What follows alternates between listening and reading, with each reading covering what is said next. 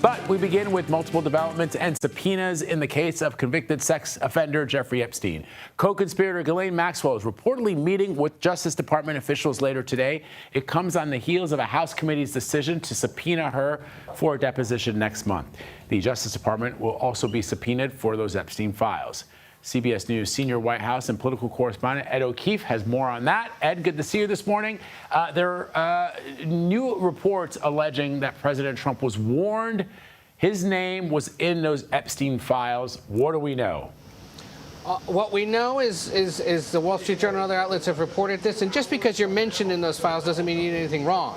Also shouldn't be surprising that the president, who we know was a friend with Epstein, would have been mentioned in these files. There is, for example, videotaped testimony or depositions of Epstein in his previous case where he was asked explicitly, did you ever know Donald Trump? And Epstein said, yes, I do. But again, no reason to believe the president did anything wrong. What it does do is draw him closer or reiterate his ties to this situation as it becomes this bipartisan concern and focus, especially up on Capitol Hill. You mentioned that the Justice Department is being subpoenaed now for all the records. It was a House Oversight Subcommittee that is issuing that subpoena, asking for everything the Justice Department has, and then going further to subpoena attorneys general and other officials that were either involved in the Epstein investigations dating back to the Bush administration, or some other key figures who are close to Epstein or were once close to Epstein, including Bill and Hillary Clinton. So this is a three-branch affair now. The executive, judicial, and legislative branches all engaged in this in one way or another.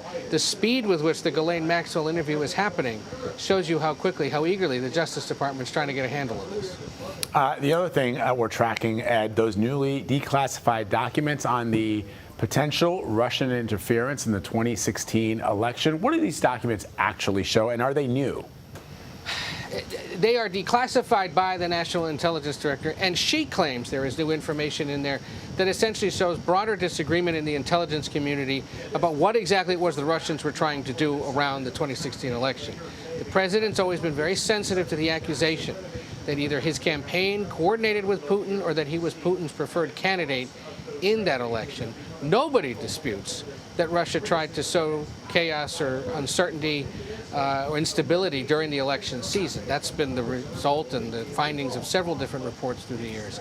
But to the allegation that there was some wrongdoing done by either the intelligence community or the FBI and political interference by the Obama administration in the aftermath of the 2016 election has already been probed by a bipartisan Senate Intelligence Committee investigation that was co-chaired by now Secretary of State Marco Rubio, and a 3-year Justice Department investigation that found no wrongdoing, ended with nobody being charged. So why bring it up again and accuse former President Barack Obama of overseeing a coup? Well, we asked that of Intelligence Director Gabbard yesterday. Take a look. Based on what you now see, do you believe President Obama is guilty of treason? I'm leaving the criminal charges to the Department of Justice. The expressed intent and what followed afterward can only be described as a years-long coup and a treasonous conspiracy. So she says it's been referred to the Justice Department. No word yet on whether they're going to review this and charge anyone. Again, remember, Justice Department has been sent this kind of information before and didn't charge anyone. All right, Ed O'Keefe for us reporting from the White House. Ed, thank you very much.